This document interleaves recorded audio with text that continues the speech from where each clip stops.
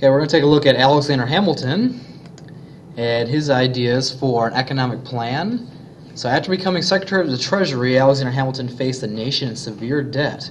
Why is the United States in such major debt? Alexander Hamilton here is on your $10 bill, and no, he was never president.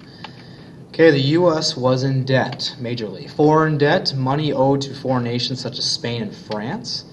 Also domestic debt owed to American citizens. The U.S. had borrowed money from its citizens in order to pay for the Revolutionary War through the sale of bonds. Many citizens thought that the government would never be able to pay back its debt, therefore they sold their bonds to speculators at a loss. Okay, Alexander Hamilton wanted to restore people's faith in the U.S. economy by doing the following. Pay back all federal and state bonds, combine all the state and federal debt into one huge national debt, and also Southerners, such as James Madison, hated this plan because most Southern states had already paid their debts. Okay, most speculators who became rich lived in the North. Okay, so you're going to have a compromise here. The South agreed to allow the federal government to take over the debt of the northern states. And the North agreed to move the capital of the U.S. from New York or Philadelphia down to the South in Washington, D.C. So the North is going to lose the capital there. Okay, so we're going to take a look at the formation of the National Bank, the Tariff Proposal, and the Whiskey Rebellion. Why were most Southerners against Alexander Hamilton's economic plan? Okay, as we said, most Southern states had already paid their debts, and when bondholders were paid back, it benefited the Northern speculators at the expense of the Southerners.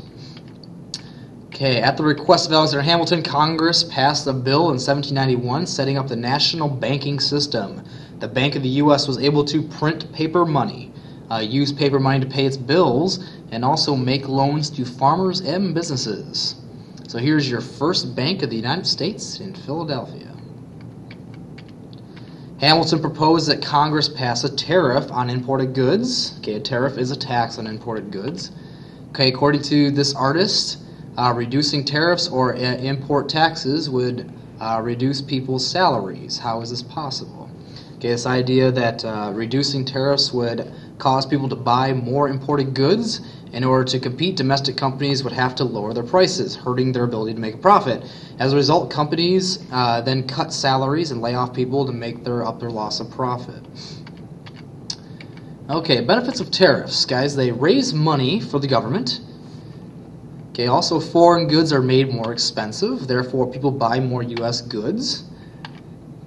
Okay, and they help Americans keep their jobs. So for example, today if we pass tariffs on anything imported from China, possibly raising the cost of goods in China, we would have to buy more U.S. made goods and possibly employ more Americans. Problem is you'll be paying more for those goods. Okay, sales taxes, a tax charged at the point of purchase for a certain goods and services. So if you have an iPod Touch, 32 gig, okay, let's say it costs $279, plus your sales tax, let's say for example if you're in Memphis, Tennessee, it was at 9.45%.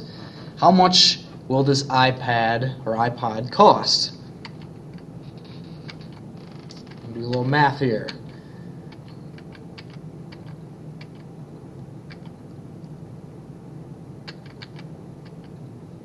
Little division.